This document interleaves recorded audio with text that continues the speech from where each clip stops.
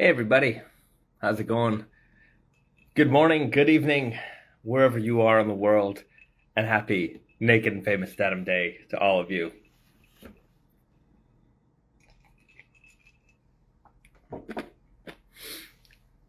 I'm just getting, waked up.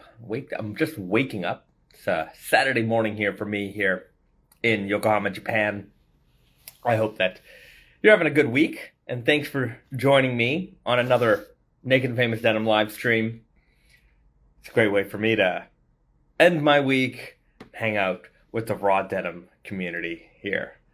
Cheers from Chicago. Thanks for joining. Happy Naked and Famous John's Day from Philly. It's my John. It's my John. John's, Philly John's. I'm just waking up, so bear with me. Hello from Southern New Jersey.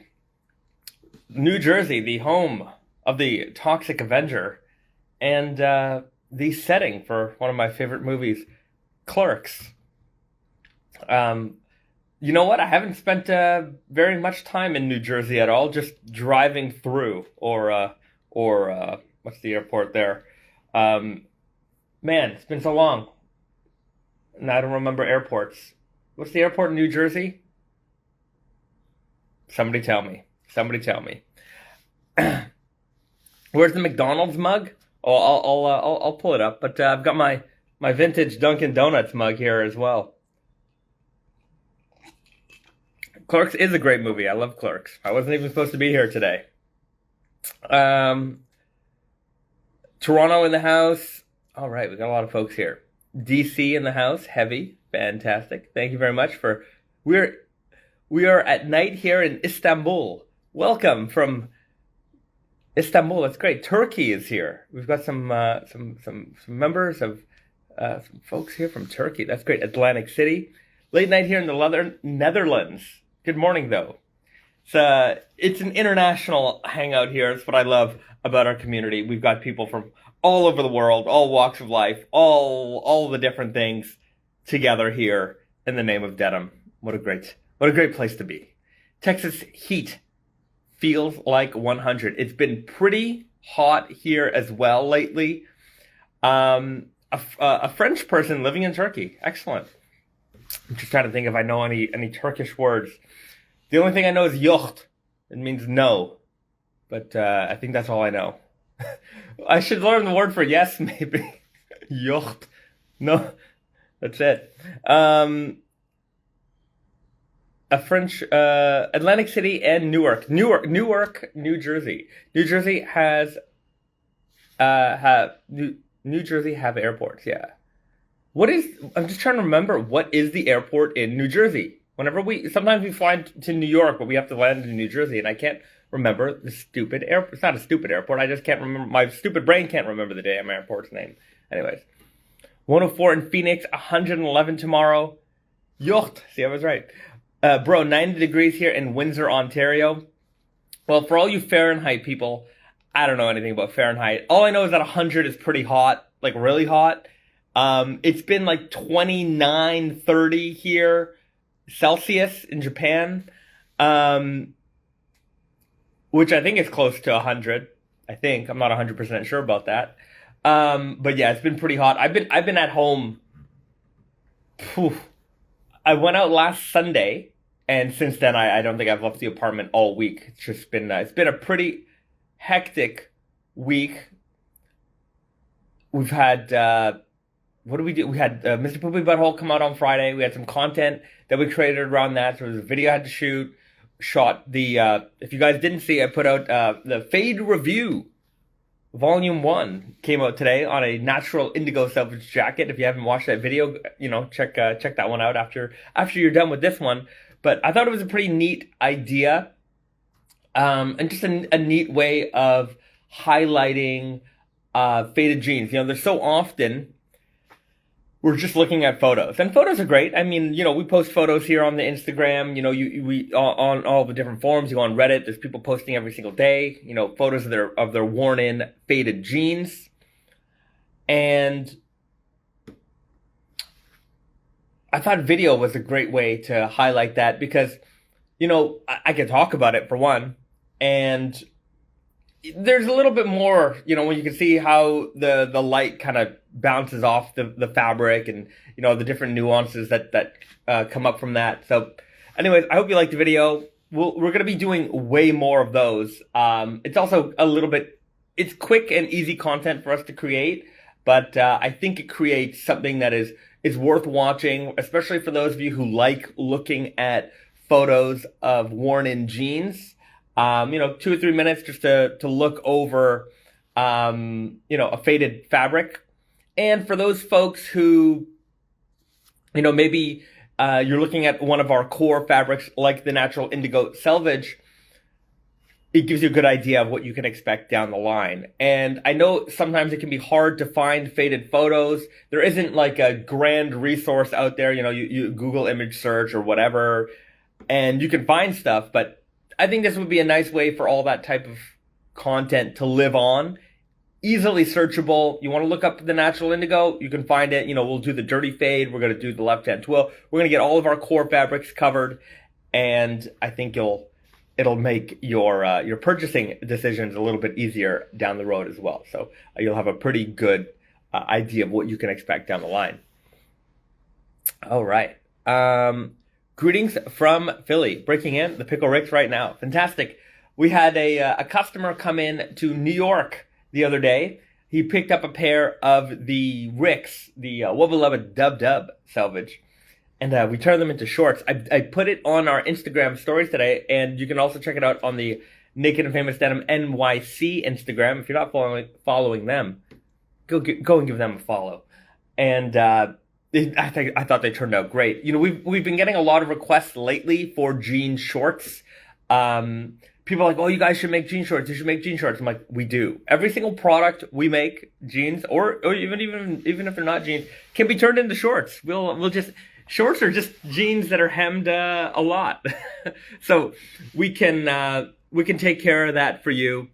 And at New York, Steve was pretty close. I think Steve or no, I don't know who did the hemming, but they were able to change the color for the chain stitch. So even things like that are doable for us. So that's the benefit of being able to do your own alterations and having your own factories as well. So we can do some special things for you. But yeah, if you do want shorts, if you wanna beat the summer heat, we can make your jeans into shorts.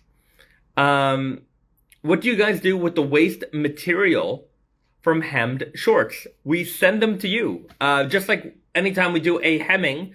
So if you're doing hemming at Tati and Yoko, we include the parts that we cut off with your order. You paid for those pieces. You're going to get them. You can put them in your drawer, save them for a rainy day, save them for a project, use them to patch up or, do some repairs on your jeans down the line. So, yeah, nothing gets tossed. It gets sent out to you, and you have a little bit of extra material, when and if you need to use it. Hello. Somebody's commenting on my shirt here. Yeah, this is from the Spring Summer 21 collection. It's a pretty fun pattern here. I really like it. It kind of gives me scumbag vibes a little bit, especially with my hair and my general scumbag appearance sometimes. Yeah.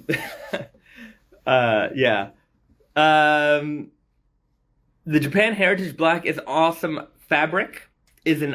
fabric. Would you consider wearing those for the Indigo Invitational in October if it happens again? I'm presently wearing the solid black Selvedge. So if I'm going to join the Indigo Invitational again next year, I don't know, maybe I would go with an indigo pair next time. We'll see. I haven't decided yet.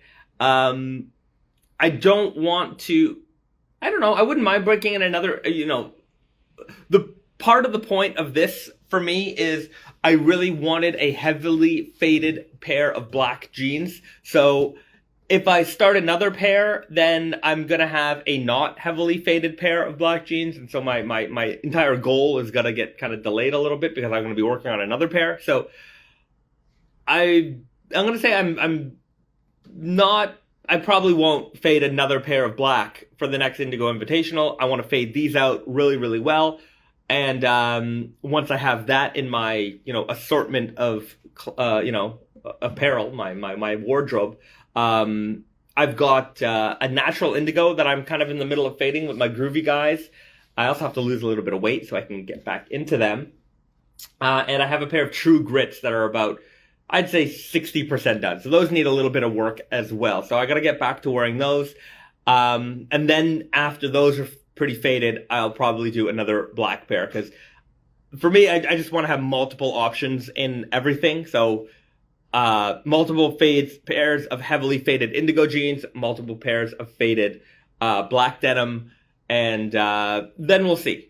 I don't know. We got a lot of years ahead of us, so we'll figure it all out. Fade to Indigo says, if you do another iteration of the Japan Heritage Black, you should do a one wash. It shrinks like crazy. I think going forward for Unsanforized jeans, we're probably going to do one washes on them just to make it easier for everybody. You end up washing them at home anyways, so why don't we just do it for you? And that way you get rid of the, the guesswork with the shrinkage and all that stuff. I mean, we put up the measurement guides so that you have a good understanding of what they're going to shrink to. And I think that's great. You definitely know what you're going to get. And maybe, I don't know, maybe going through the experience is fun, getting to shrink them yourselves. I'm sure if I start doing one washes for everything, I'm going to get some complaints from people saying, hey, I like doing it myself. I prefer to do it myself, or I never wash my jeans anyways. So why are you washing them for me? Look, I'm going to hear it. No matter what we do, we're going to hear something from somebody. Can't always make everybody happy. But I think I will make more people happy if we do the one wash. Anyway, it hasn't been decided yet. It's just what I'm thinking. Yeah. Drew Reich writes, Bezad, I know you were saying there's not a ton of market for Selvedge shirts, but maybe a slubby Western shirt in the future. So, when it comes to Western shirts, I actually like them. The reason why we haven't done one is because I don't have a snap button machine. So, the investment of getting a snap button machine is really the question here. Are we going to sell enough Western shirts? Is there going to be enough demand for snap button shirts for us to go ahead and get that machine? It's easy when you're outsourcing stuff to factories that have things, but then you're also paying for outsourcing. So we like to do as much in-house as we can. So yeah, it all depends. I don't know. We're not really sure on that one.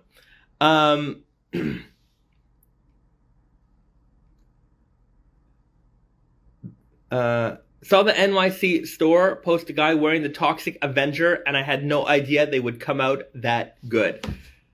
The Toxic Avenger denim is fantastic. It is, I think a lot of people slept on that one. I had somebody, I guess I forget what the exact question was a couple of weeks ago, and somebody said maybe the most underrated denim, and I mentioned Blanca. Another underrated jean was the Toxic Avenger, in my opinion. I think partially what made that one a little bit less popular, there are two things. Number one, not a lot of people know what the Toxic Avenger is. I'm a big Trauma fan. I'm a big Toxic Avenger fan. I'm a big movie fan. And if you're into horror and like B movies, then you certainly know what the Toxic Avenger is. Toxic Denim Head here in the chat. He's been wearing the Toxic Avengers for quite a while. If you want to see consistent updates on that jean, go and follow him on Instagram, Toxic Denim Head. So the mix of not too many people knew about that property, and we released it like literally right before the pandemic hit. So there was a lot of fear kind of in the market when that jean hit. So it just didn't, resonate, I think, as well. I don't think people were in the right, jeans mindset when that came out. So I think there was a little bit of missed opportunity there. The denim is fantastic. If you've ever seen faded Frankenstein denim, now a lot of people are starting to see that faded Toxic Avenger. It's been out long enough that we're starting to see decent fades going on there. A lot of people are looking back to that, and we have it on promotion right now on Tate and Yoko. So it's a great way to get into that jean. Even if you're not a fan of the Toxic Avenger or don't know anything about it, you can experience that denim and maybe learn about the Toxic Avenger. Go and watch the movie. It's fantastic. There is a Legendary Pictures picked it up, and they're going to be doing a big budget version of the Toxic Avenger. I don't know when, but it's in the works. That's all I know. And I think that'll bring a lot of eyes to that property. And maybe some people will think, hey, what was that thing Naked and Famous did a few years ago? And then once they see that movie, hopefully it's good. I don't know. We'll see. It's, sometimes these transitions from, cult film to, major motion picture, they don't translate so well, but who knows? Legendary Pictures, they do the Godzilla movies, the King Kong stuff. So people seem to like those. We'll see how it goes. I'm going to definitely watch it. I mean, I've not missed a Toxic Avenger adventure yet. So, Toxic Avenger adventure. Toxie. The first superhero from New Jersey. Dope shirt. You can get it on Tate and Yoko right now. There's, our summer shirts are starting to, dwindle. Dwindle is the right word. They're moving. So, if there's anything that you want, don't wait too long, because, they may not be there. I know at NYC, we just did a restock, on their shirts. Noah from New York is in the house right now. We just did a restock at New York for their shirting. They were practically out of everything. Yeah. Toxie versus Godzilla. Who would win? Toxie versus Godzilla. Who would win? I mean, Godzilla is significantly bigger. Toxie would have to take some kind of growth serum, some kind of Power Rangers, Rita Repulsa, make my monster grow type of thing. Then that would be a very, very interesting battle. I would love to see that. Godzilla also once famously took on Charles Barkley. And Charles Barkley bettered Godzilla in that instance. So that's some food for thought for you. Sir Charles defeats Godzilla. He's 1-0. If you don't know what I'm talking about, look it up on YouTube. There was I can spoil it. It's not really a spoiler, but in the 90s there was famous commercials of Charles Barkley versus Godzilla for I think it was Nike sneakers.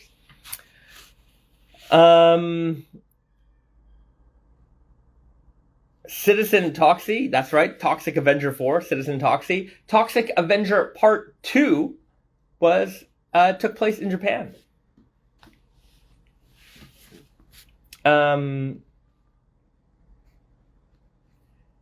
Is the tatami denim made on a regular loom? At first glance, it looks like a chambray with an extra warp layer. I'm actually not entirely sure. It's definitely not a regular. It's not a projectile loom for sure. It's not a shuttle loom. I would imagine it's some kind of Dobby loom. But I'm actually not entirely sure. No, I'm not entirely sure. I'm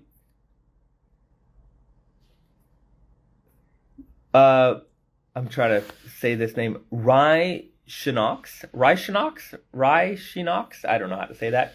Bezad, I want a denim blend with catnip fiber so all of our cats can become crazy next to us. I wonder. I mean, that would kind of be funny, but I wonder how annoying that would be also. One time at band camp, Risa and I went to a island here in Japan. I forget what the island's name was, but it took us like an entire day to get there. And this was basically it wasn't deserted, but pretty close to an uninhabited island, that was overrun with cats. So they call it a cat island here in Japan.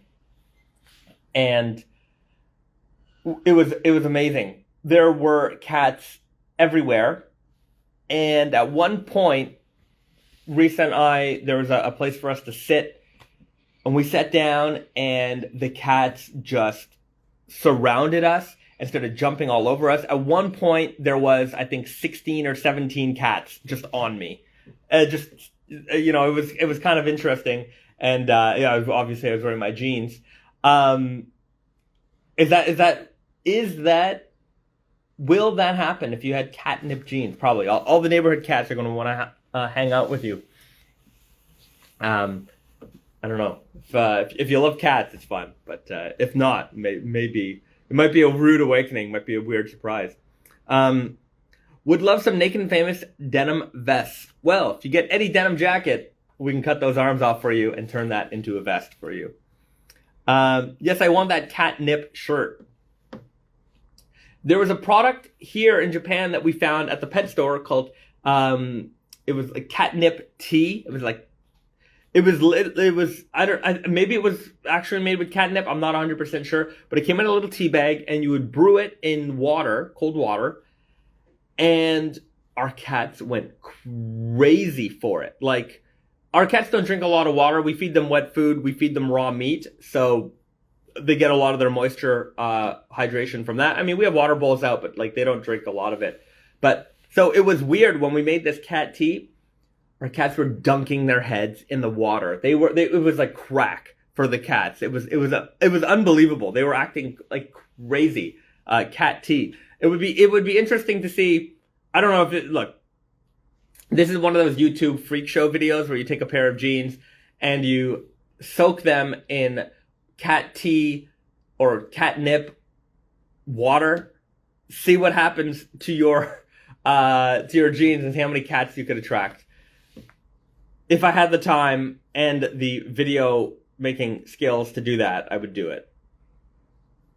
I have to tell you, making videos is not like sitting and talking to you easy. I was trying to make a video last weekend just because I want to, improve my video making skills, and not great. So anyways, I got to practice before I can do something like that. So I can make something like that with a higher quality than what I would put out. So it'll take me a while, but maybe I'll figure it out eventually. I have catnip that looks like weed. That's interesting. We're growing some catnip on the balcony right now. I have weed that looks like catnip. All right. Nice shirt. Thank you very much. Wizard of 32 ounce. Garrett, our manager at Tate & Yoko, is in the house here. We've got a lot. We've got a fun group today. But yeah, catnipping your denim could be catnipping your denim. We can see what that does. I'm gonna love the Mr. Poopy Butthole jeans during this heat wave. Let me tell you, this fabric is so light and airy. This is the kind of fabric you want during a heat wave. 9 ounces. When I was shooting the video that day, it was one of the hottest days of the year, and just being on the balcony with these, it felt like nothing. It was great. And I had Risa hem them for me so that they would be nice and short. I think that's the way to go with these. Make them ankle high, and you're going to be wearing these all summer long.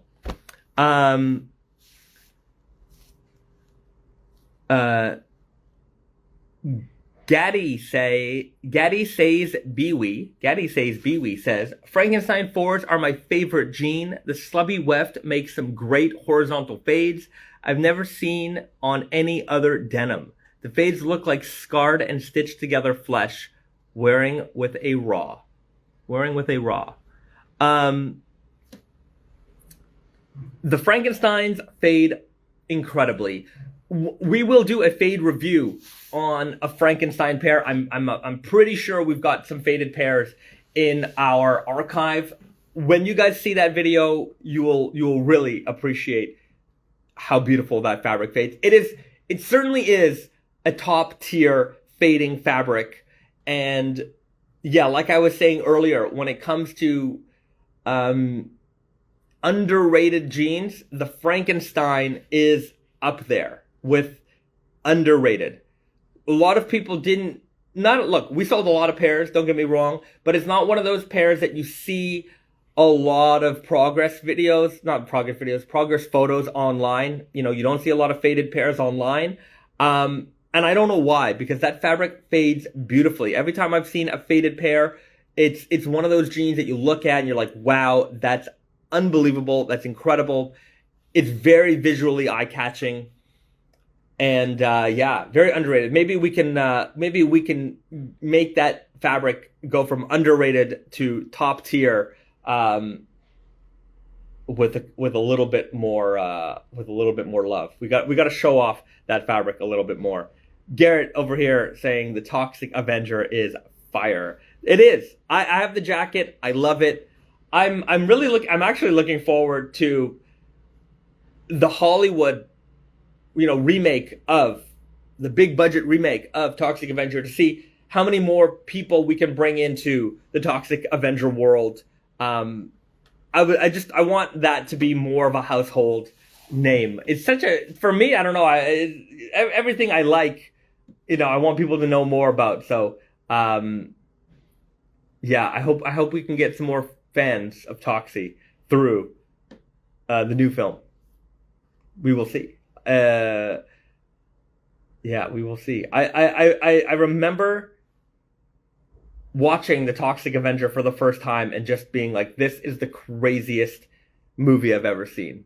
It was like, I must have been in the late teens when I first came across it. And I just thought it was so freaking weird. Yeah. Yeah. Great movie.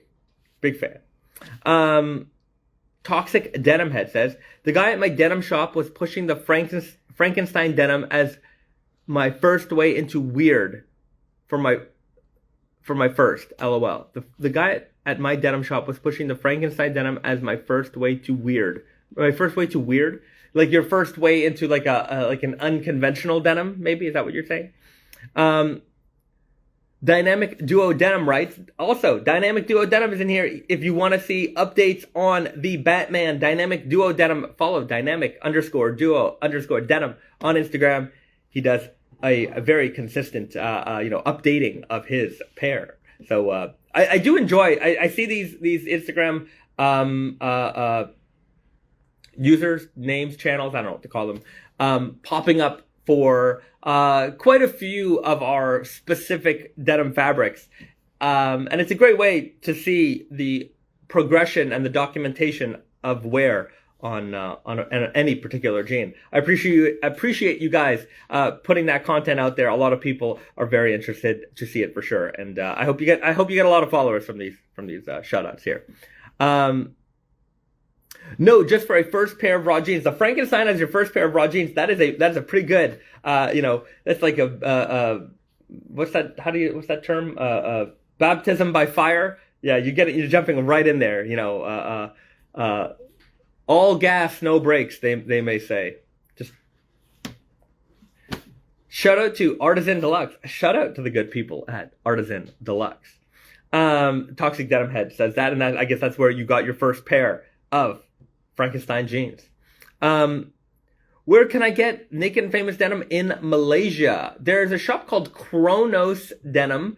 But if you ever have a question as to where you can find Naked and Famous denim products anywhere in the world, go to our website, nakedandfamousdenim.com, click on the store locator, and you will see a complete listing of our retail partners worldwide. Lita Brown 33 says, I went to Florida for 2 weeks and the heat and sweat really made my honeycombs pop like crazy. Okay, I'm a spirit forward. Humidity certainly does that. There's a reason why customers in Southeast Asia Malaysia, Indonesia, Thailand, they have incredible high contrast fades, and it's all because of that heat and humidity. What's your take on circularity? I don't know what circularity is.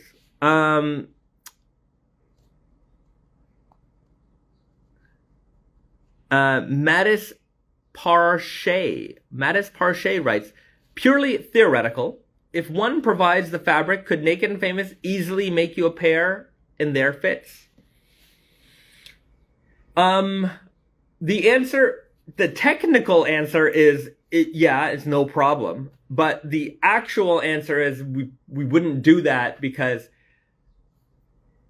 making a one-off it's just not something that is, I'm just trying to think of the right words here. For a production line, it doesn't make sense to make a one-off. Because there are several machines in the operation. If we were to make a single pair of jeans, that means every machine in the production line needs to be set up for that jean. So to do that, to make one jean, doesn't make sense because in that time, I'm supposed to be making X amount of jeans. So the cost per that individual unit goes up dramatically because of just the inefficiency of making the one pair. So it doesn't make sense from a business standpoint. For our business standpoint, is it doable? Everything is doable. Does it make financial sense? Does it make business sense to do it? Not so much.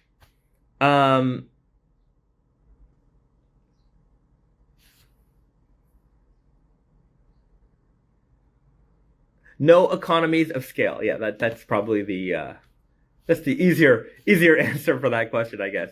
When will you guys release knives again?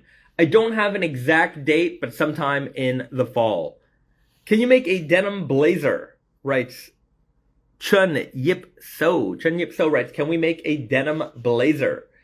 The answer is can we is always the answer is practically always yes to can we. Will we? We've done blazers in the past. I wouldn't mind revisiting that again at some point. We did the velour suits at one point,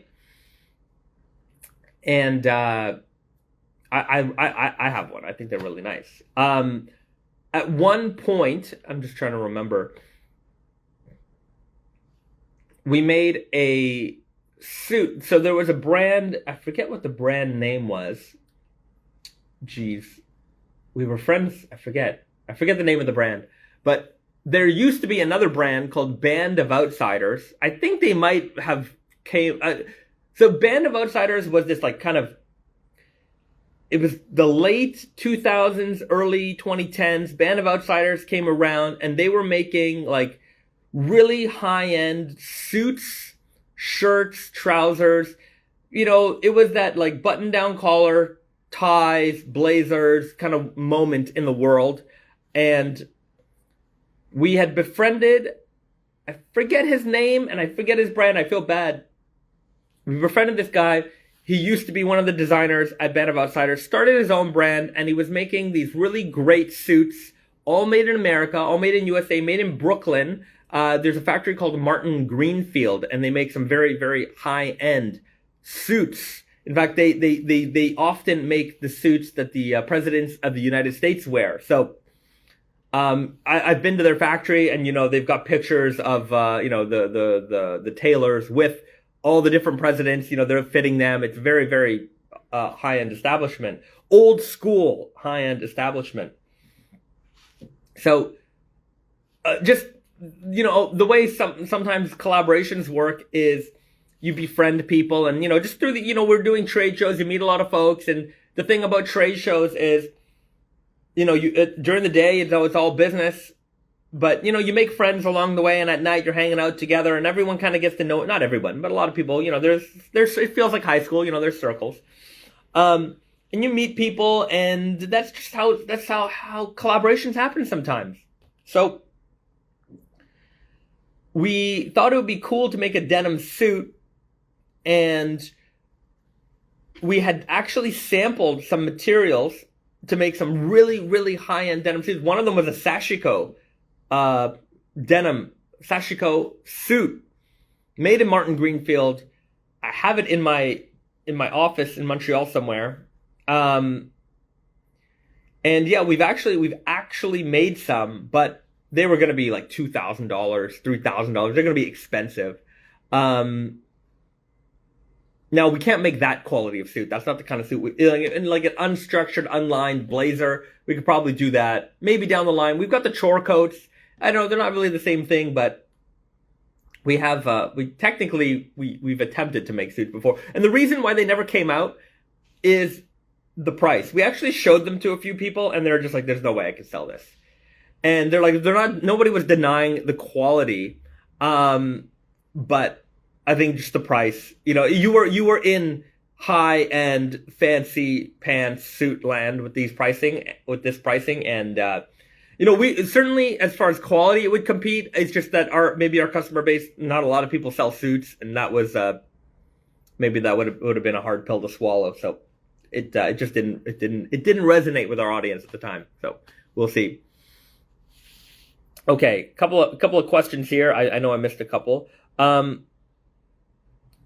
When will you release Army Green Weft Slub Selvedge?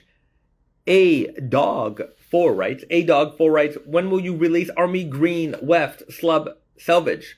We've done it. We actually used to have a jean called the Army Green Slub Stretch Selvedge. In fact, we also made once an Army Camo Print Weft Selvedge. So, when will we do it again? I don't know. At some point, probably. But we've actually done it before.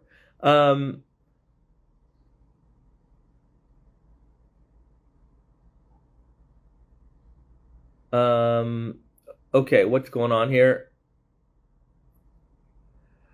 Campe Denim writes, how are you contributing to the better with your brand in 3 sentences? How am I contributing to the better with our brand in 3 sentences? I do 2-hour live streams once a week. That's more than 3 sentences, but or less than 3 sentences. I don't know. I'm very active in the community, if you can't tell already. Okay, let me scroll down to the bottom. Customer suggested Hennessy dyed jeans today. Admittedly, a couple of years ago, and this is a project I 100% forgot about, and I never followed up with them. There was a whiskey maker in Ontario, Canada, that approached us to see if we could make some kind of whiskey dyed denim. And I actually sent them some jeans to try it out, and I never followed up with them. So I have no idea what's going on with those jeans. Maybe they threw them in a barrel and are waiting a couple of years to age them. I'm not sure. Maybe I'll get an email from them at some point, but I don't even remember the name of the company. I just feel bad. But I do a lot of things, and if I don't write it down, I forget about it, and that was one of those things I didn't write down, and it's just lost in my memory somewhere.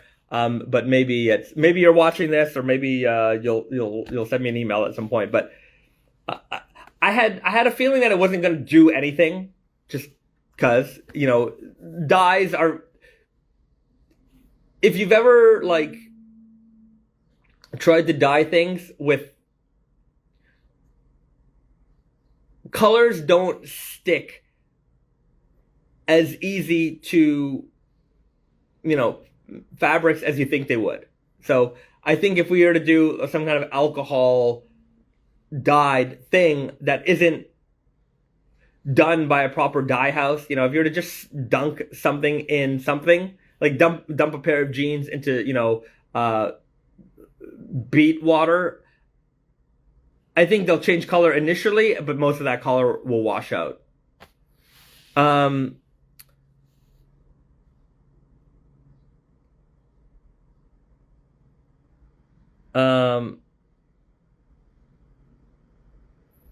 Holographic denim ever coming back? Phoenix _ Doolan writes.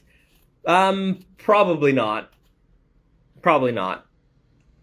Only if there's like a couple of meters of fabric in the warehouse would I do those again, but the answer is probably not.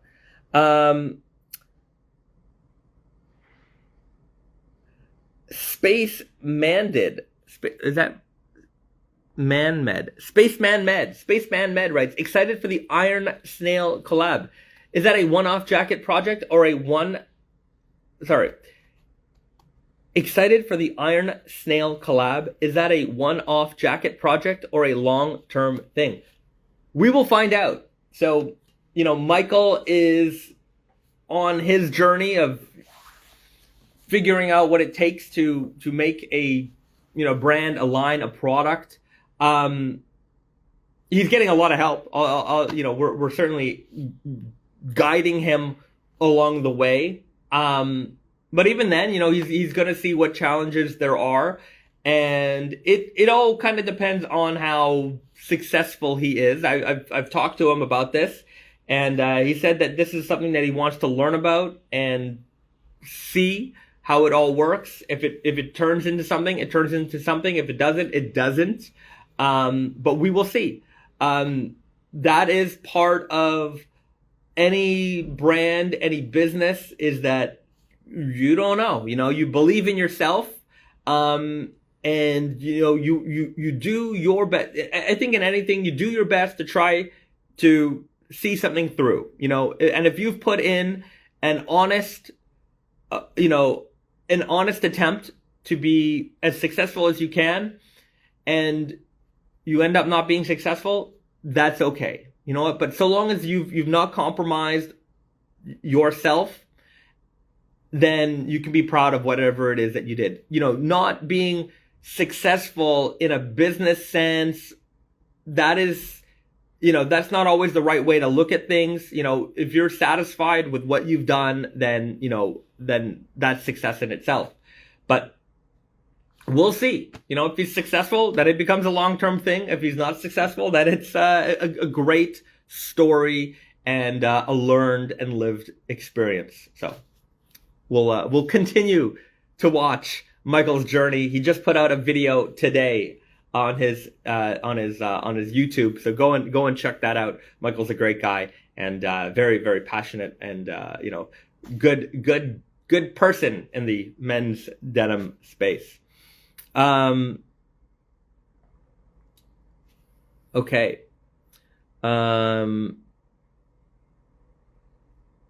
Couple of questions here. 138 Dara writes, I have a pair of raw Selvedge denim that's a waist size too big for me. I haven't washed them or worn them yet. Any suggestions? Okay, here's a couple of suggestions. Number one, if you're a dude or a woman, woman, I don't know, whatever, anybody, if you're any person, I just know from my own experience as a dude, you get older, you gain some weight. So eventually you might fit them. It's like when your mom buys you clothes when you're a kid and you're going to grow into them. You might just grow into them. You never know. If you don't think you're going to grow into them, you can, if they're not too big, you can wear a belt. A belt works just fine. Most of my jeans are a little bit big in the waist anyways. I don't like my jeans to be too fitted in the waist. It becomes uncomfortable for me. So I like to have a little bit of room. And sometimes if they're too big, if I throw on a belt and they're fine. I happen to like my jeans to fit a little bit big in the leg anyways. That's my personal preference. So if everywhere fits well, the way you like it and the waist is just a little bit big, take them to the tailor shop. They can take in the waist a little bit for you. So you've got a couple of options there. Grow into them. I'm just saying, most of us, we get a little bit wider at our waistlines as we get a little bit older. It's inevitable for most of us. So keep that in mind. Wear a belt. Everyone's got a belt. Throw a belt on. Or take them to the tailor shop.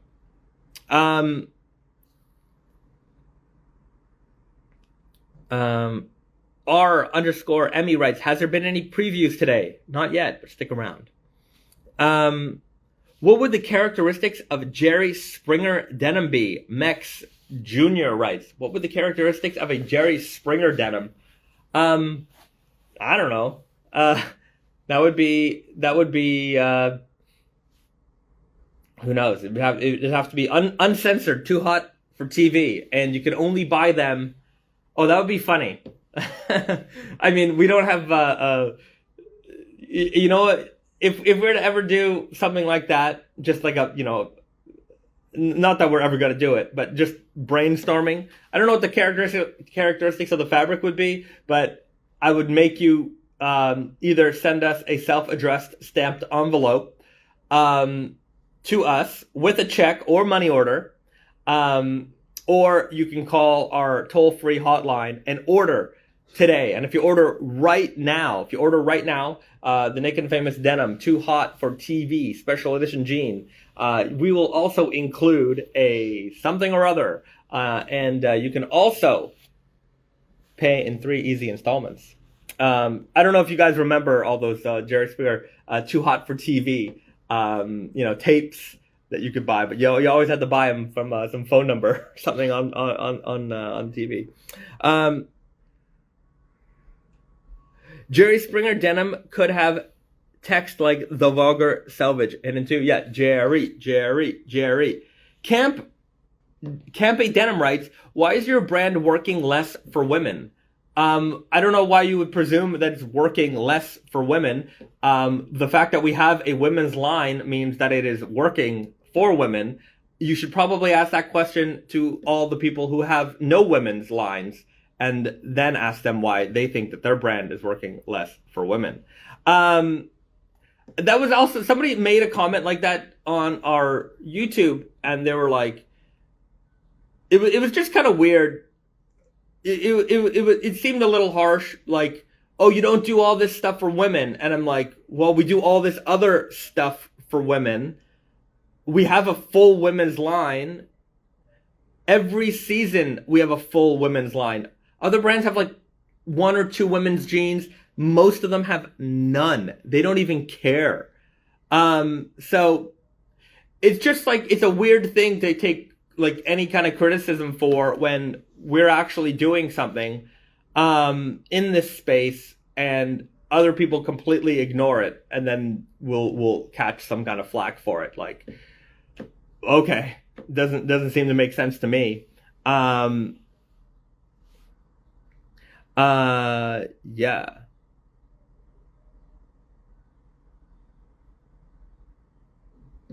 No offense, buddy, but you can see it sells less, right? Yeah, it's like saying, why do men's ties sell better for women than for ladies? Like, raw denim is it's generally a guy's thing. Guys like it. It's a market that's very heavily catered towards guys. So it sells better for guys. Why do, wingtip shoes sell better for guys? Because they're made for guys. So again, it's a weird question. Why do bras sell better for women? Because some men buy bras, that's fine. Nobody, but raw jeans as a thing, heavy, dark, uncomfortable fabrics tend to resonate with guys who want to live rugged lifestyles. There are women who want to live rugged lifestyles and they buy raw denim jeans, but for the most part, women tend to buy very feminine type products. They just do. That's the way the world works.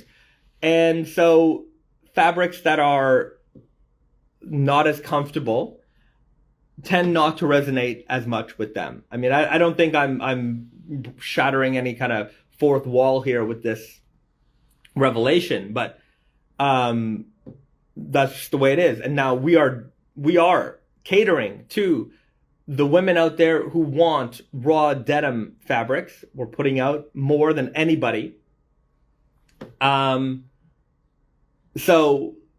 yeah, does it sell as much as our men's line does? No. It's never gonna sell more than our men's line does. There's like, I don't think that we'd ever even considered that to be a fact. But we sell a good amount of women's products. We are continuing to grow the women's raw denim world. I think we're doing the best job around when it comes to putting out new and consistent raw denim products for ladies. And yeah, it'll always be a smaller percentage of our business, but we will continue to carry it forward. You know, even if it's not as successful as our men's, that's not the point. We want to create, you know, a wider audience for raw denim, and you can't ignore half the people in the world by not making products for them.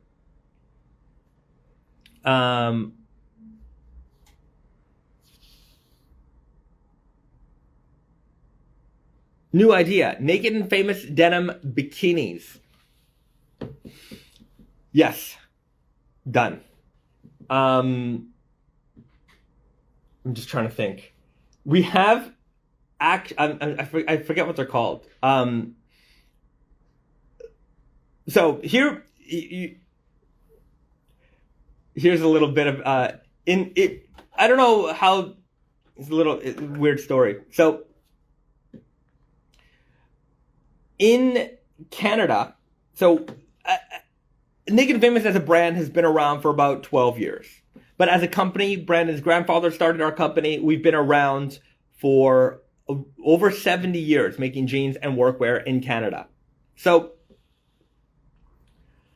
over the years, there's been many brands, many products, many everything. You know, we do, it's not part of Naked and Famous Denim, it's part of Brandon's father's business, Brandon's grandfather's you know, company that they started. They've done a lot of different things over time. You know, they've done licensed things, they've done distribution things, they've done everything. If you've ever been to our Tate and Yoko store, you'll know, like, our building is actually quite large. We have a pretty big, I don't know, for our area, we've got a sizable office building, we've got a big warehouse. So you know, these are things we've had for a long time. And there's quite a bit of dead stock stuff in there. And, you know, it's kind of neat to walk around the building sometimes, look through, see what kind of things we have around. And I forget what they were called, but I found these raw denim. It's for like girls. It's like a piece of fabric and then like a drawstring thing that goes around the back. So, like, there's no back to it. It's just, like, basically a square cut piece of fabric that covers your chest. And it was part of a set that would come with, like, jean short shorts. So, like, raw denim jean short shorts. Not really the kind designed to fade, you know, but, like, raw denim in the sense that it hasn't been washed or anything. And, yeah, at one point, they were distributing these sets. I don't know, must have been in the early 90s. And so I think they were importing them from overseas. A halter top. Yeah, a halter top. Not quite. I think a halter top, I don't know all my women's clothing terminology, but might have been a halter top. Anyways, whatever it is, you understand the description. So at one point, you know, the company was importing these sets, so jean shorts and these tops. But before that, they were just doing the jean shorts. So I guess in Canada, maybe at the time, I'm not really sure what the regulations are anymore. We don't do a lot of imports, but there were regulations where, okay, you can only, as a country, you can only import X amount of, you know, said commodity. And then and then you're not allowed to do it anymore. So there are these quotas that would protect, I guess, local industry. So I guess the jean shorts were really popular. So they're like, well, jean shorts quotas were met. The country had met their quotas. So, and that's not just for our country. It was the whole, as an entire country. I don't know how they keep track of all this stuff, but they do. So they're like, okay, let's just make sets. So we were selling these sets, which would include the shorts and this like just square piece of fabric with a little bit of drawstring around the back. So it was kind of funny. And I like a ton of these little like raw denim halter tops around the warehouse. Not a ton. There's probably a box of them somewhere, but it's kind of funny. And sometimes people ask me like, well, what's the weirdest raw denim thing? You should make some raw denim underwear. I'm like, dude, I got these like raw denim weird tops here if you want some. A treasure hunt in the warehouse would be cool. Definitely a video I have to do. It is Wonderland in that warehouse. There's stuff from decades old. Lots of interesting things. We had a salesperson for the company that their only job was to get rid of like dead stock stuff, vintage stuff. And yeah, they all the vintage stores in Montreal, they would come and just raid our place. So it's been over the years, it's been picked over quite well. I mean, every now and then, you uncover a box of something somewhere, and yeah, there's still some treasure in there. But I wish I had gone through and documented a lot of the stuff that was in there from before. But you'll see some 40-ounce undies. No, but we definitely have underwear from the 70s and 80s in cartons still. Like, I'm sure they're not, over time, sometimes fabrics, they disintegrate, or they get so dried out that like the second you touch them, they fall apart. I'm sure that's what's going to happen to some of this stuff if you touch it. But yeah, we've got like pantyhose from like the 80s and all kinds of weird things. Here's a question. Campy Denim writes to me, what did you study? It's planning. What's design forward do you see for us FAs? I don't know what FAs are. What did I study? I barely finished high school. If that means anything to you.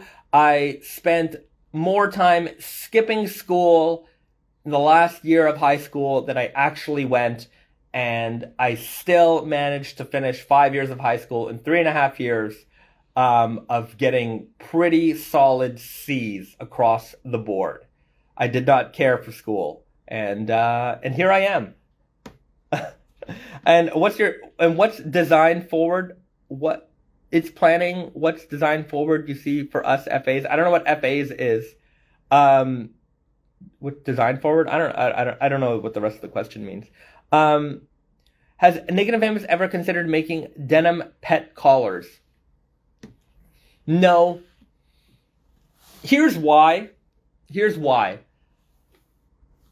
My cats are indoor cats. They don't wear collars. I don't really know what it takes to make a good collar. And I think a good collar is certainly important. So what design features does a good collar need to have? Do they break away easily? Or how much force is necessary on a collar to break away for it to be safe, but also for it to remain on the pet? Those are things that probably require more research that I'm willing to put time into to make a couple of collars. So I think if you want a collar, go find the good collar makers, and they will make a better collar for you than I would. Yeah.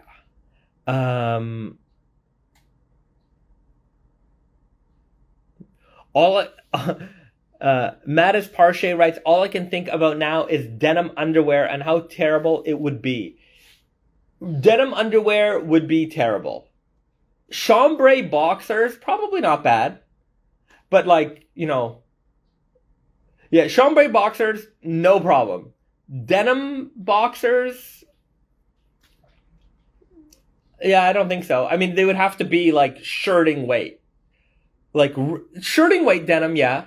Like a 4 or a 5 ounce, no problem. That would be fine. Not a bad idea. But like, you know, elastic kind of like, you know, boxer brief kind of things, no, that'd be absolutely terrible. A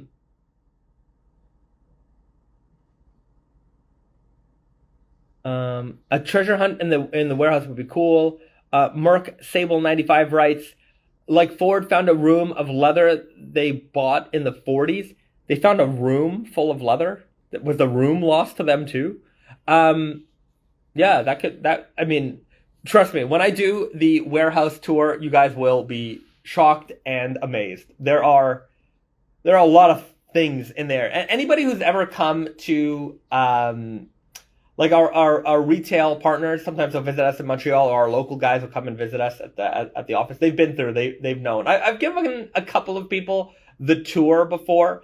It takes a good like 30 minutes of like really. I've got it down to a 30-minute tour where I can get it done pretty fast, but it's I don't think that's fast either. It's a big building, and that probably doesn't cover everything, but it gives you a good gist of what's going on. But yeah, I'll make a video at some point and to give you guys just a little bit of insight into our history and the types of things that we've been doing for a long time. I've found Selvedge denim jackets that we made in the 70s and 80s. You know, it's been and some of them have like really funny details, like there was a Selvedge denim jacket I found that had serging over the Selvedge ID, because, you know, back then they didn't care. It wasn't like, Selvedge wasn't like this mystical fabric. It was just the fabric of the day. And for some reason,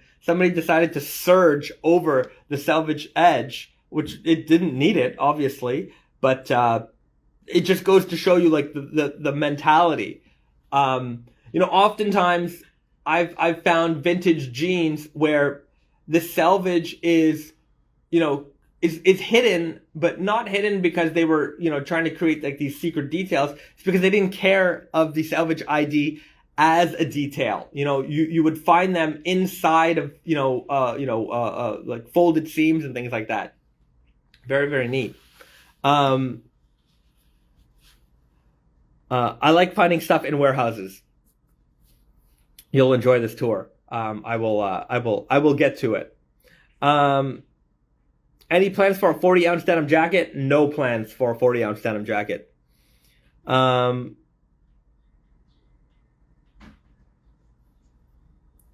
asking about Teenage Mutant Ninja Turtles. Believe me, I'm a fan. I'm a big fan. I would love to do it one day, but that day is not today. But maybe one day. We got a lot of time ahead of us. Besides the King of Lords, any chance of releasing another run of the King of Slub? I don't know. Maybe, but I don't know.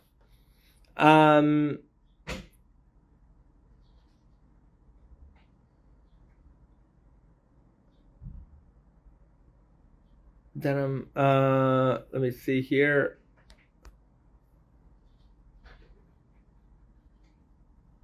Okay. I'm just trying to. There's a bunch of questions I missed. Sorry. You know, if I didn't answer your question, just ask it again. But what can we do here? I wonder who owns that IP right now. Ninja Turtles. It's owned by Nickelodeon. Nickelodeon has Ninja Turtles. It's jumped a few people, but yeah, it's Nickelodeon. I know.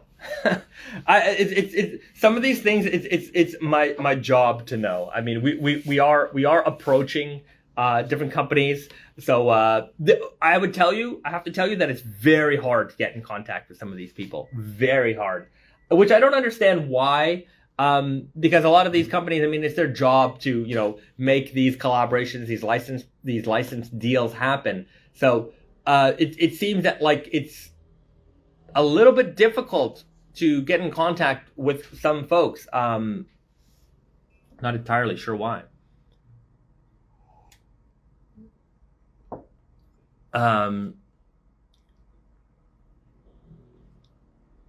Toxic Denim Head writes, Canada Day sale. Yes, we will have a Canada Day, 4th of July, Can America Day celebration sale. That'll be on, or starting on July the 1st, or maybe the day before.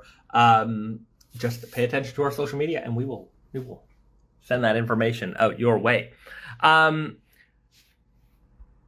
Jzo2 writes, when I was in the military, we would occasionally have to clear out old warehouses and buildings. The things we would find would blow most civilians' minds. I can only imagine. That would be very interesting to go through. I mean, here in Japan, we've been raiding Risa's grandparents' home. They've got a bunch of stuff, and we've been they're getting older, so they're letting things go. So it's kind of fun to go through their home and find some treasures for ourselves. But going through warehouses, and it's amazing to see. Like earlier I was talking about the Martin Greenfield factory in Brooklyn where we had some suits sampled once.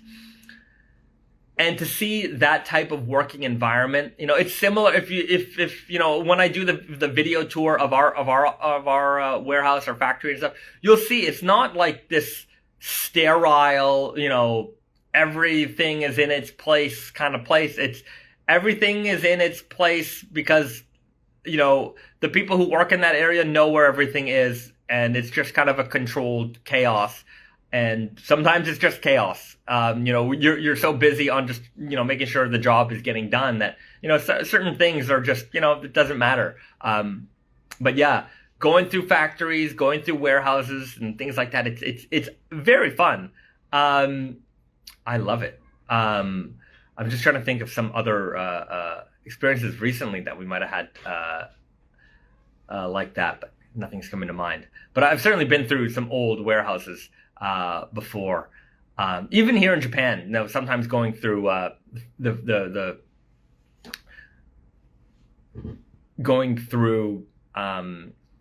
mills. Sometimes they've got one mill we used to work with. The owner lives like right on top of the factory, and he just had like crazy amounts of like half his house was just like fabric samples. And we're talking about like fabrics that they've made for decades, 20, 30, 40 years ago, and you're going through it. It's fun to see all of the stuff that they've made over time. And, when you go through it, you pull out something that you like, and they're like, oh yeah, we made that like 40 years ago. And it's like, okay, well, this is cool. Like, this is cool today. So like, maybe we can do something like that. Or, you pull out a couple of things, and what you'll do is you'll see certain details from one fabric and details from another fabric. And, you're working on, developing something new. It's fun to go through all that old stuff. Which are your favorite mills in Japan? All of them.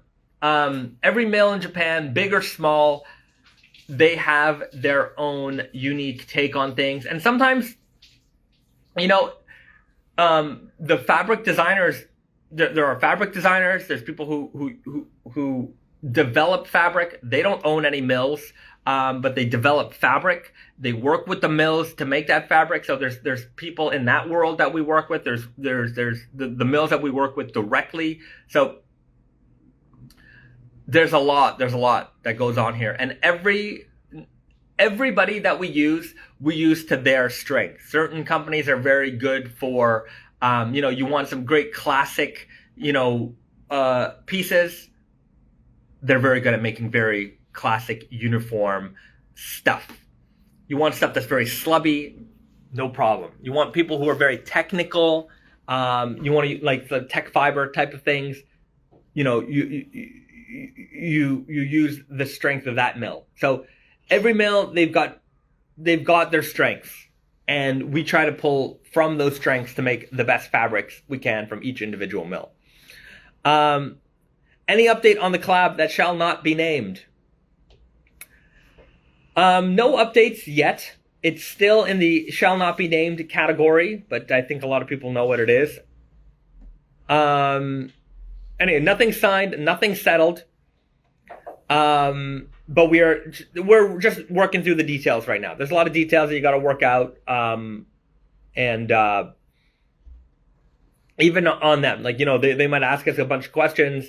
We answer, and then they got to go back to their team, get confirmations on those things, and they get back to us. So right now we're in kind of the slow talking phase.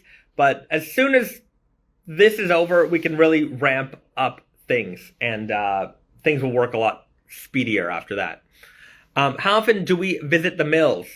It's been a while since we actually went to the mills. I don't know, it's probably been 2 years, but we meet with our fabric suppliers pretty regularly. Like a week and a half ago, we had a meeting with one of our mills. So, yeah, we're in pretty close contacts. It's just going out to Okayama. That's not exactly a day trip for us. So, and especially with the pandemic right now, like within our region here, like in Yokohama and Tokyo, like life is still pretty active and normal, but in the countryside, they're like, even like the countryside folks, like the people we work with, like they won't come to like the Tokyo office or anything like that. Like they're staying put. So right now we're dealing with all the like local, people that we work with. But at the same time, I mean, yeah, when will we visit the mills next? Probably when things open up a little bit more and they're more comfortable to have visitors. So yeah, but previous to that, I mean, we would go usually once a year, but the way things are right now, it's just a little bit difficult, as you can imagine. Falling code samples, they have not arrived yet. You should see if you could do some videos searching through the mill's warehouses. Yeah, that could be fun. Yeah, that could be interesting. We'll see. I don't know. We'll see. Do they allow you to take pictures of those mills? Certain things you can take pictures of. Certain things they don't want you taking pictures of. Just like we don't tell people who our suppliers are. For any individual fabric, we use all of the mills here in Japan, pretty much. But I won't tell anybody what fabric comes from any individual mill. We don't do that. The mills also like to be secretive among themselves as well. They don't want their information going out to other mills, not just in this country, but in other countries. So there's certain secrets, that you just can't reveal. Everyone kind of knows what a cola recipe is, but nobody knows what Coca-Cola's recipe is. So, you know what I mean? When it comes to that, there are certain things that you just gotta keep secret. A group of naked and famous devotees to Okayama may be a fun field trip. Yeah, it could be. It could be a fun and interesting trip. I mean, maybe that's something we could do in video, so that we can include everybody. But at some point, we'll cover some of that stuff. How writes, any new never before seen stuff to show? I don't know if I've shown these or not, but stick around. Best wishes from Switzerland. Thank you very much. I want to see.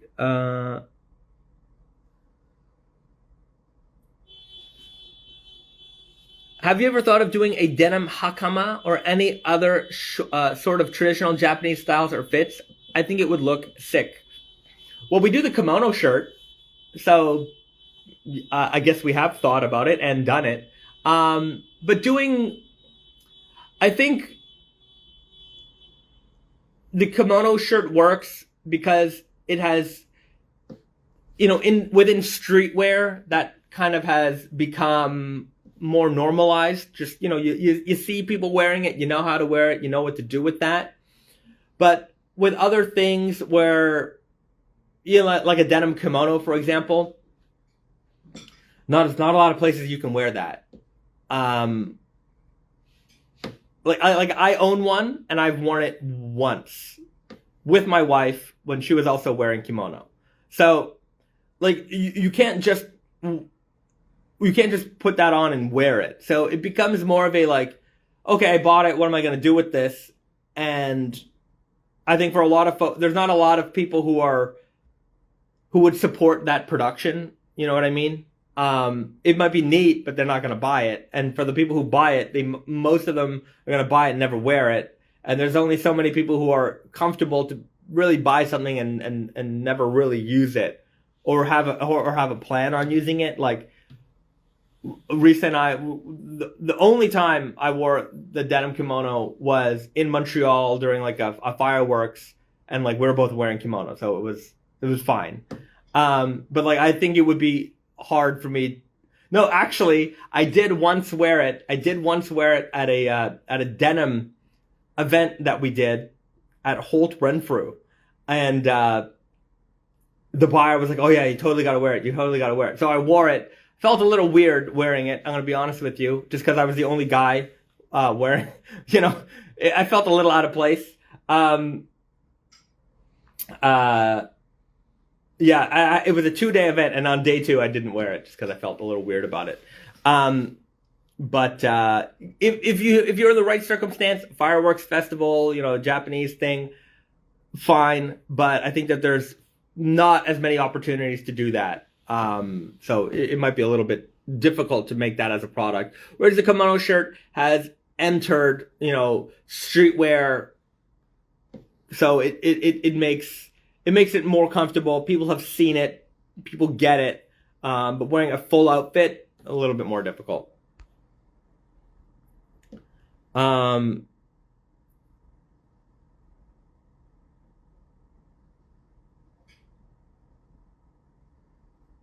Have you ever thought about putting together a book of those mills? A book on the mills? No, I've never considered doing that. That's not my place to do it. If we're gonna make a book, it's gonna be a Naked and Famous Denim book. I'm not gonna make a book about somebody else. I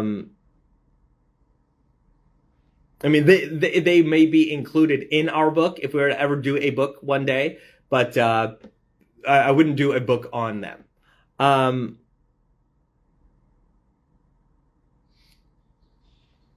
I totally understand the trade secrecy. I just saw another brand's jean post about a counterfeit, and it would suck to get counterfeit jeans made from trade secrets. Yeah, I mean, I think I've talked about counterfeits before. I can't speak for any other brands. I don't know what their counterfeit issues look like.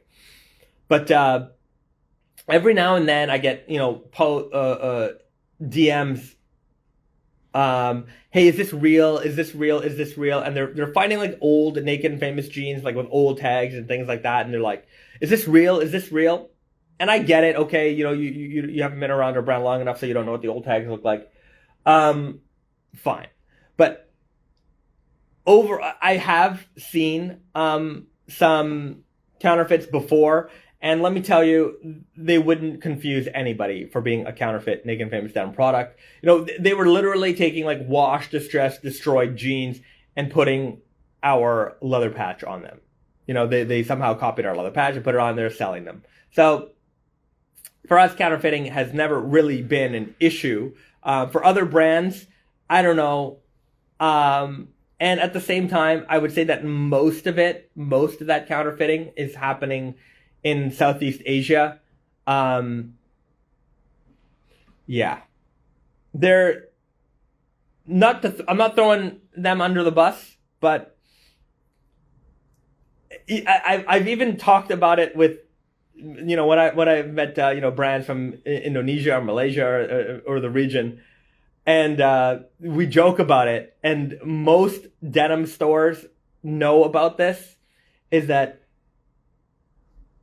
very few of us get fooled by it anymore because it became like the Nigerian, prince scam, but like a ton of international fraud on your website, like jeans websites, will come from Southeast Asia. For some reason, you know, it was all coming from certain countries. And like when I would meet, other brands, or you meet people at trade shows and stuff, we would talk about they would laugh at it and they'd be like, "Yeah, sorry about that." Like even they know how crazy it is in those regions for fraudsters. So whether it's people trying to defraud us, with illegal credit cards or whatever, or people defrauding the brands directly by trying to create counterfeits, it's only happening in certain regions. And to be fair, almost all the DMs I get about whether something is counterfeit or not come from those areas. So weird, but it's a thing. It's a thing. But I would say that the counterfeits I've encountered are generally very, very low quality. And if you know our brands, you should probably be able. If you know our brands, you should be able to tell the difference. And I understand why you're going to ask the question. You're going to ask the question because sometimes, hey, maybe you see a deal that's too good to be true. You want to make sure, fine. Like, I don't want to be your legit check person. I answer some of them. I don't answer all of them. But, yeah, it's a thing.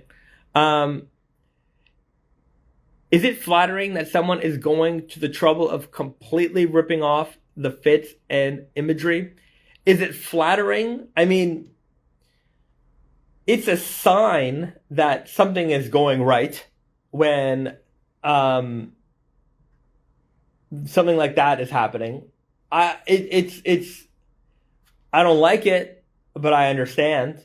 It's one of those things. What was the saying? Like you haven't made it until you're on Canal Street in New York. That's a good saying. And yeah, I mean, it's a sign that people want it enough that there are people willing to take advantage of others to try and, make their livelihood off of your name. So you can't just do that with anything. You have to have, some sort of value to the community in order for someone to try and take advantage of that value. So it is definitely a sign of things going the right direction, but you also have to be aware of that type of thing going on. And it's not a good feeling to know that somebody might be taken advantage of, with and your name is involved. Even though it's not, but it is.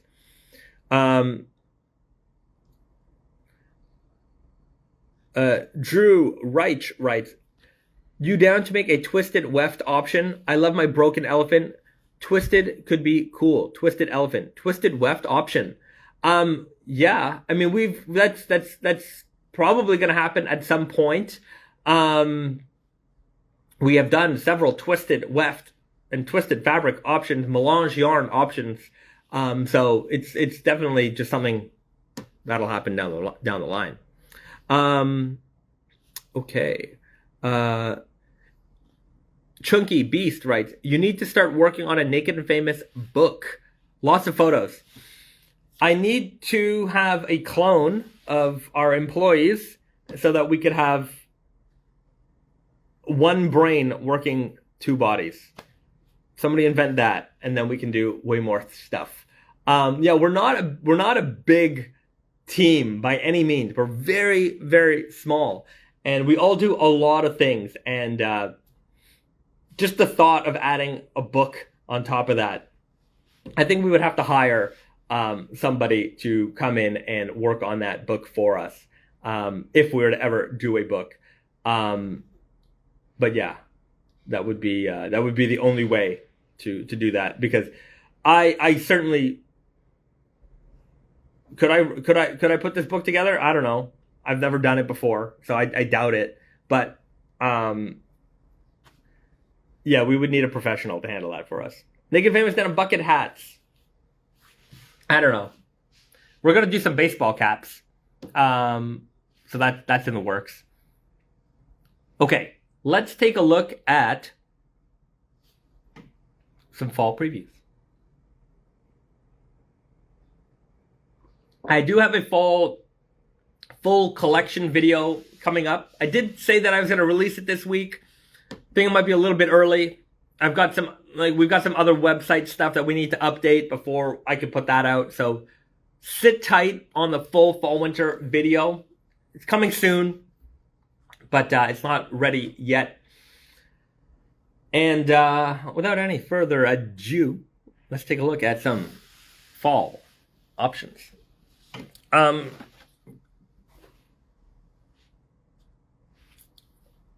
What would be cool? What would be cool would be a crowdsourced zine until that book comes out. That could be interesting. I mean, a crowd. What would that zine look like? Faded images, an essay or two on something.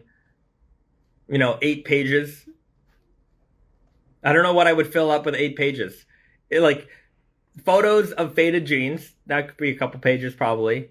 Talking about any new releases, an essay about, a hot topic. But I feel like all of that could just be done on the blog, where I would just give it away for free.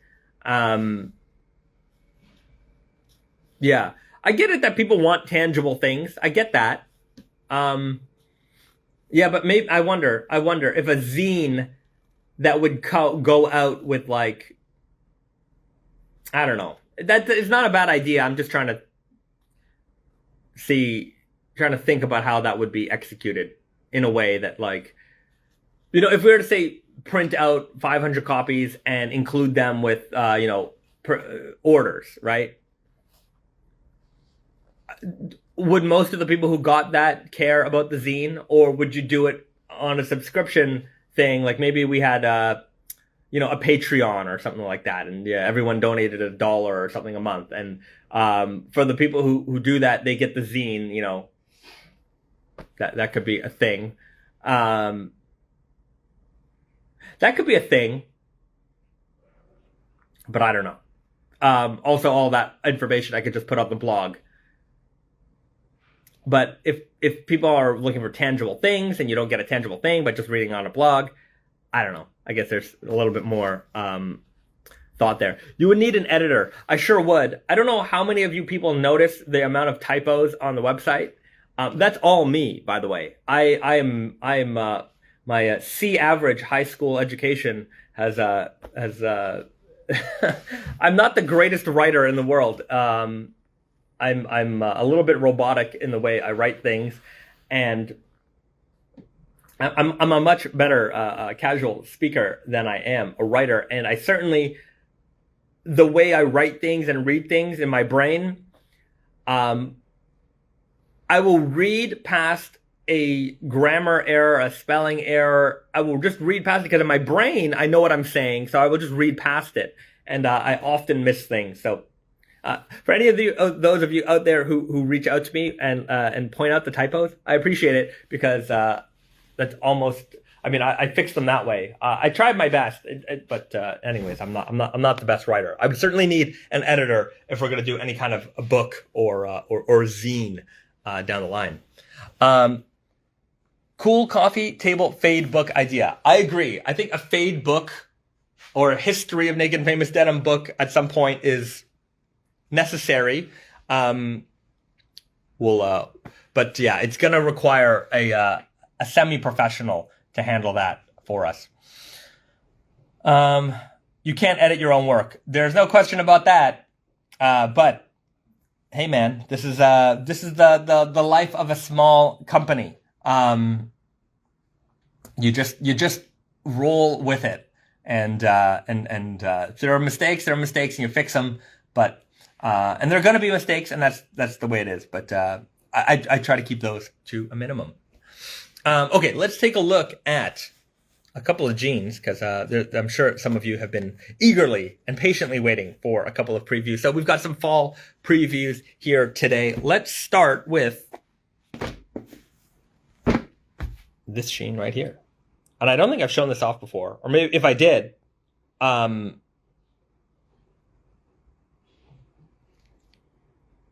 it's probably been a while. This is Fall Winter 21 collection.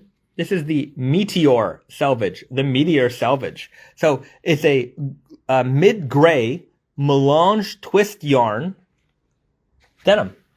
So it's kind of, it gives me like, trouser vibes.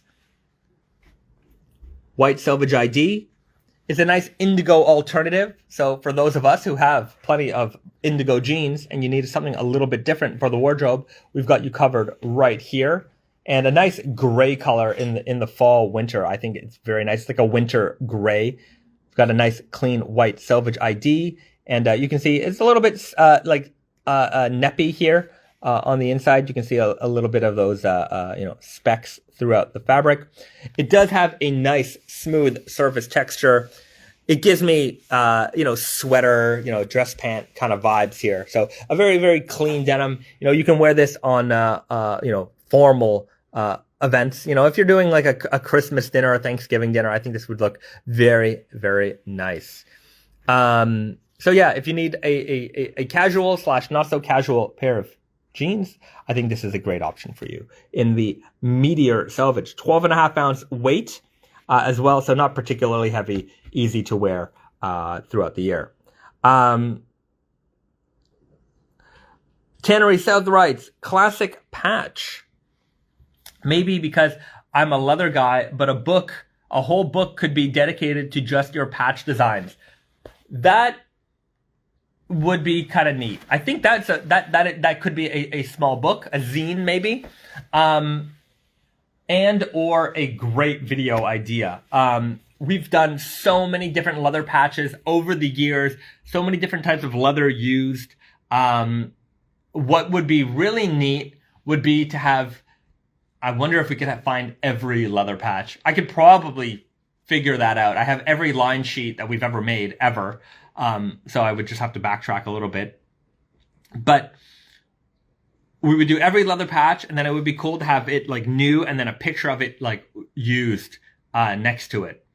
Now we would have to somehow age those leather patches, maybe stick them out in the sun for a couple of weeks, or wash them or something. Interesting idea. I gotta write that down.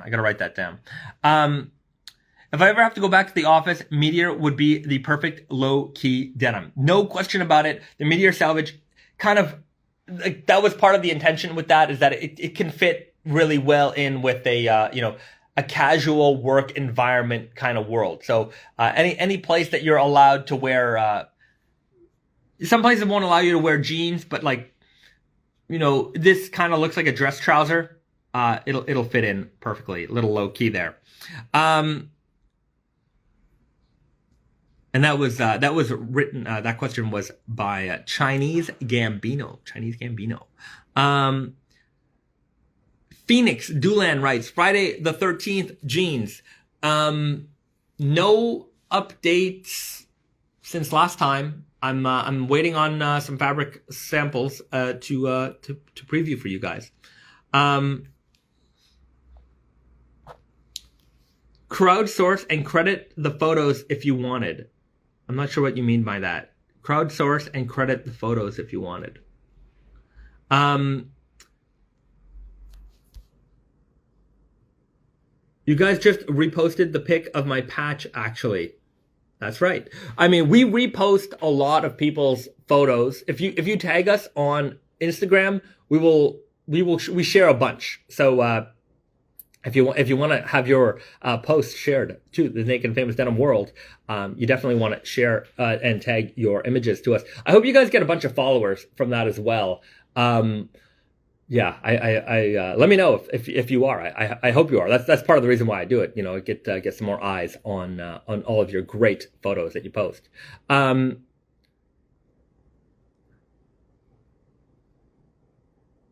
Oh, if you can't age your patches on site easily, you could crowdsource the photos for aged patches. Yeah. Yeah, that's doable.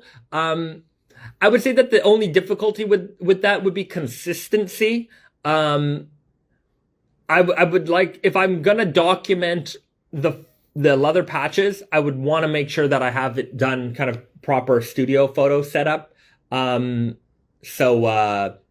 Yeah, maybe we'd have to crowdsource getting those jeans back from people. But I would want to do the photos in a controlled way.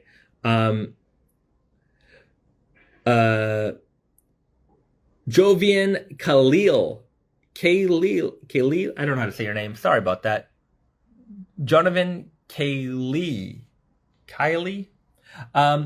Will you guys be restocking the Japanese skeleton Aloha shirts by any chance? I wish I could, because those shirts blew out fast. If you're looking for a specific size or color, let me know. I will try to track them down. I know that I've had a couple of our retail partners post those up on their IG, and I will share it on our stories. And I'll let people know, hey, if you're looking for this, they've got them in stock. Go get them, because those things they've flown off our shelves. And yeah, that was a good seller. It's a good seller. I mean, these ones are doing well too. I would say that if you can't get the skeletons, get the floral festivals, because these ones are they're not the same, but they kind of have a similar vibe. So yeah. I feel most of the community would donate them back for something like that. Yeah, it's possible. I mean, if that happens, I'm gonna reach out. If people want to donate, I'm happy. And for people who do donate their jeans to us, we do offer a trade-in on them. So you get a discount on a new pair. I talked about that in the fade review video that I put out today. So yeah, if you have a faded pair of jeans that you'd like to trade into us, we'll give you 20% off on a new pair, and we'll pay for all the shipping.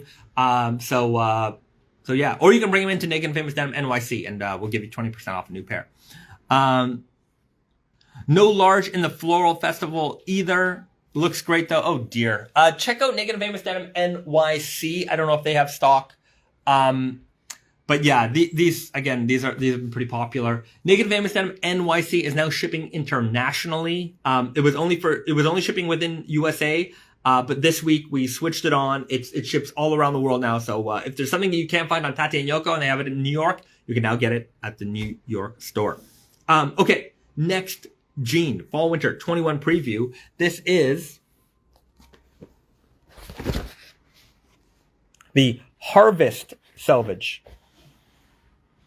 So this is kind of a wheat colored, that's probably a little bit better, denim, a little bit of like a golden brown here, a little bit more golden color than say a duck canvas is. And as you can see here, it's quite neppy. This is all from the natural seed that's still left in the cotton here. So it's a very, very nice, warm toned indigo denim alternative for the fall. This is going to look really nice with your brown or reddish brown boots.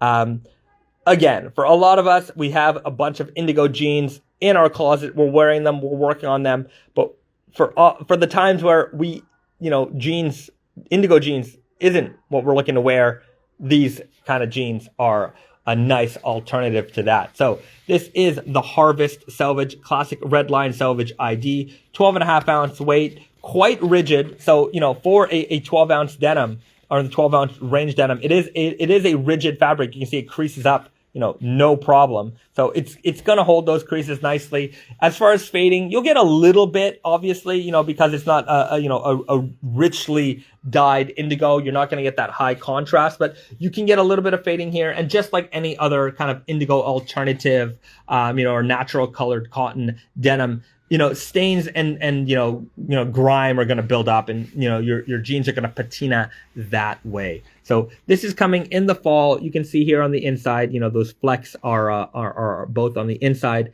and on the outside. This is the Harvest Selvedge coming out this fall. Nice. I can get away with wearing them at work. Yeah, we've got two great jeans for you to get away with wearing at work. Black jeans also work well. Some people can wear black. Those you can slip by the corporate dress code. The corporate dress code. Our corporate dress code is you got to wear jeans.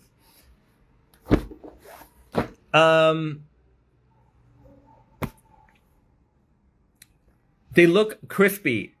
Get them sweat dirt fades, I bet. Get them. Yeah, they will get those dirt fades for sure. Both of these, I think these are a little bit more rugged looking than the Meteor Selvedge is.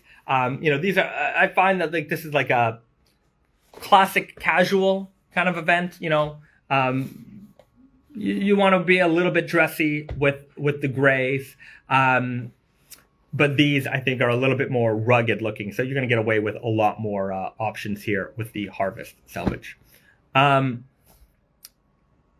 Okay, next we've got the heavyweight, the bad boy, the King of Lords. So I've shown this off a few times. You've seen this in denim, in jean jacket form. You've seen the fabric swatch. Here it is in jean form here. This is the King of Lords. This is the King of Slub and the Lord of N&F combined. King of Slub on the warp, Lord of N&F on the weft. Inside 23 ounces, super heavy weight. The cross collab of the slubbiest denim ever made and the neppiest denim ever made. So these two yarns that were custom developed for us are being combined to make the slubbiest and neppiest denim ever made. And you can see here just how much character there is in this fabric. It feels like it is a beefy fabric. And look at how knotted it is on the inside. That is pretty extreme here. And this is a pretty extreme pair of jeans. It will also come in denim jacket form. There's no missing it. This is one of those fabrics that from far, people are going to comment. They're going to ask you, people who know absolutely nothing about denim, and they're going to say, what is up with your jeans? Those look crazy. And if you want to tell them about it, you can. Introduce them into the wild and wonderful world that is, raw denim and specialized raw denim at that. This is a beast, and I'm very much looking forward to seeing what you guys do to these. Obviously, there's been a lot of people wearing the King of Slub and the Emperor of Slub, Lord of N&F out there. You've seen photos, you've seen faded images, a lot of folks wearing those for the Indigo Invitational. And this is going to be a great addition to that group of fabrics here. Very, very extreme. Now, this is like our Ford GT, just like the 40-ounce denim. This is top of the top in terms of innovation and creation and extremeness. This is a way for us to kind of flex our innovation muscle here. You want to talk about slubby denim? Okay, we will create the slubbiest denim. And the reality is that in order to do it, we had to create new yarn. It could not be done with what was available on the market, and that's how 99.999999% of denim is made. You're working with mills. They're sourcing yarns from yarn suppliers that have already been developed. They've got thousands of different types of yarns on hand to show you, oh, here's what we can create, here's what we can do for you. And of all those different yarns that we've been shown, none of them would do what we needed it to do. So we had to work with them to create from scratch a yarn that would create the denim that you see here. Now, of course, I will do an in-depth review of these right before they come out. So you will see more content surrounding this, in the coming months. So this is just a preview of Fall Winter 21. This is the King of Lords, it's the King of Slub, and the Lord of Nep yarns combined to make one badass 23-ounce super heavyweight pair of jeans. So yeah, coming this fall. Do you think they'll be hard to get? They will be expensive. So I don't think that they're going to be particularly hard to get. Unfortunately, I think these are in like the $400 price range. They are going to be pricey. I think because of that, it makes them a little bit more, it makes them accessible for those people who can access them in terms of the price. So yeah. If they were $200 or less, then I would say that you want to jump on these fast. I still think if you know that's a price range that is comfortable for you, then I would say that you still want to get on these fast. We're not making a lot of these, but yeah, they're going to retail at $428 for the jeans, so they are expensive, and for the jean jacket, it's going to be even more pricey. $540 on the jacket, $428 on the jeans. So, yeah, very, very, very pricey.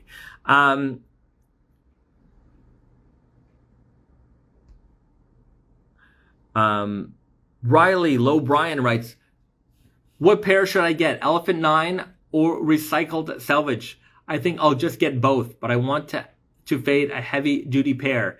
You make too many good options. Mr. Rackley. I don't know how to say. I see all the time. I need to get some confirmation on pronunciation. Right. Get both. I have them. Love them both. Sometimes both is the right answer. Those are both very good options. The recycled denim, and I'm pretty sure the Elephant 9s are running pretty low as well, but they're both running very low. So there's not a lot of time to get either one of those jeans. Now, that said, every year we have a new Elephant denim. So if you miss one Elephant, the Elephant X isn't exactly the same as the Elephant 9, but there's another heavyweight option coming for you. But with the recycled denim, I don't have, there will be more recycled options down the line, but it'll be down the line. So, yeah, if you're keen on those recycled jeans, get them now while you still can, because they're not going to last very much longer than they have already. They're already mostly sold out. Recycled is next Friday. Super Guy, yes, that's right. So if you've been waiting for the Super Guy recycled Selvedge, that comes out next Friday. How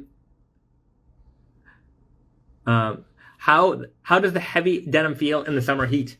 Heavy. If you're a purist, if you can beat the heat, then sure, go for it. If it were me, I would, if they were oversized and cut short, I would be comfortable in them.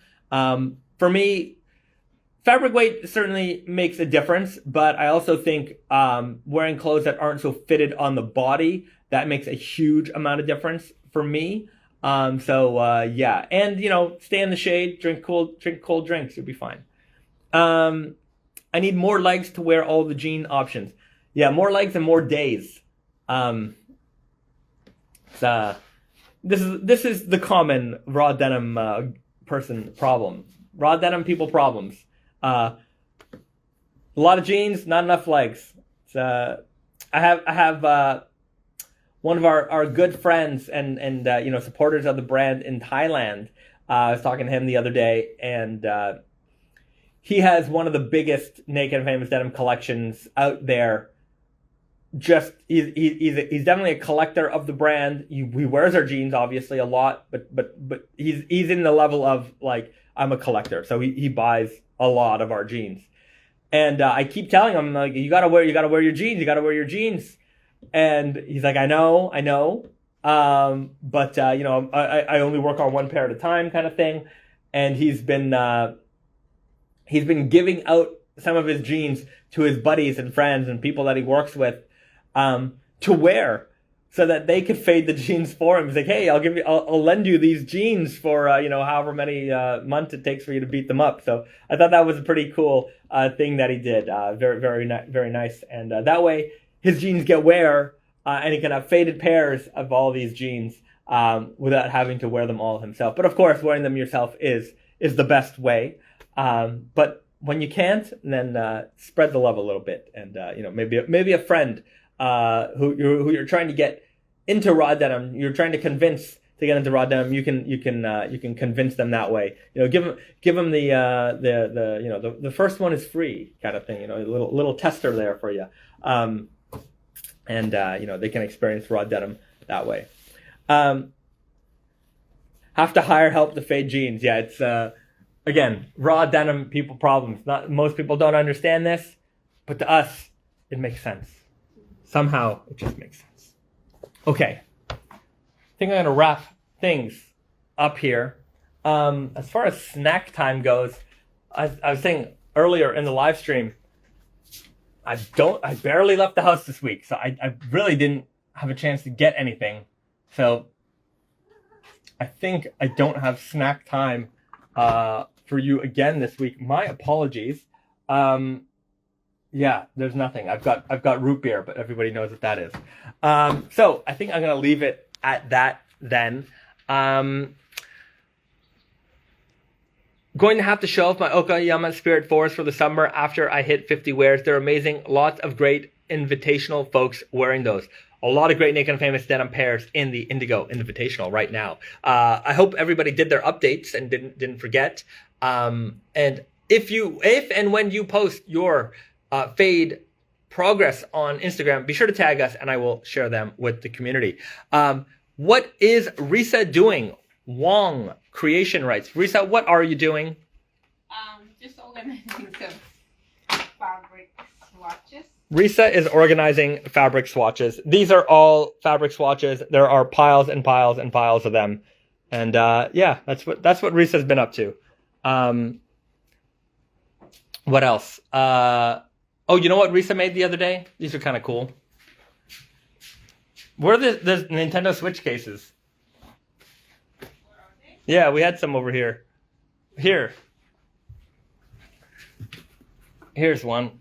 Check this out.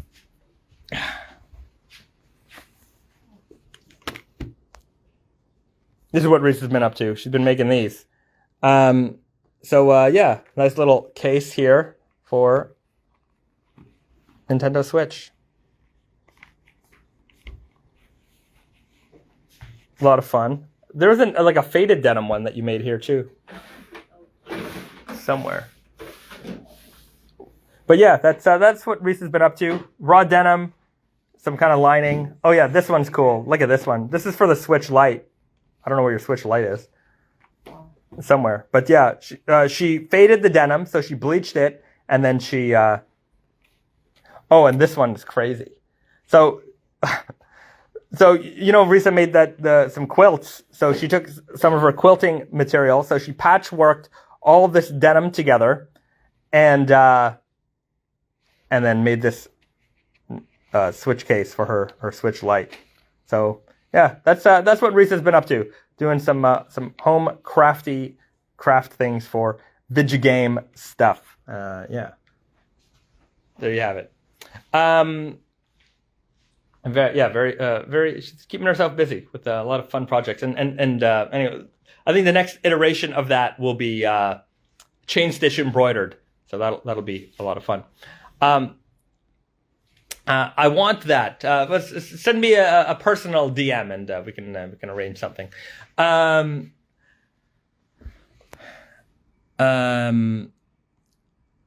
Hello from Guelph, Ontario. Hello from Yokohama. Hope you're having a great day in Guelph. All right. Well, I think I'm going to leave it at that then. I will be back again next week, next Friday, live here on Instagram. If you're watching this on the YouTube replay, don't forget to like, share, and subscribe. Leave a comment in the comment section below, and make sure you're subscribed to the channel. I do get a couple of you guys who are out there commenting and watching every week, but I can see you're not subscribed. I want to get those subscription numbers up. I think we just passed 5,900 subscribers, or we're almost at 6,000, probably a few weeks away from hitting 6,000. But I want to hit 10,000, and then I will be very happy. So we're a little bit past the halfway point, but we will get there soon, and we'll continue to spread the word and love of raw denim throughout the nation, throughout the internet, and it'll bring us all together. So thanks for joining me. Have a great weekend, everybody. Have a great night, great morning, wherever you are in the world. And as a final thought, there's a path to life and a path not taken. The choice is up to you, my friends. I think that's it. How'd the rest of that song go? The choice is up to you, my friends.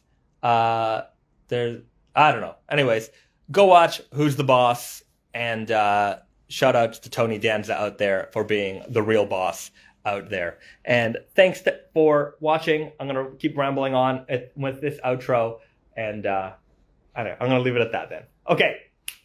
Bye-bye, everybody. Be nice to one another. I don't know. I'm having I need to work on these outros. So I'll leave it at that. Okay.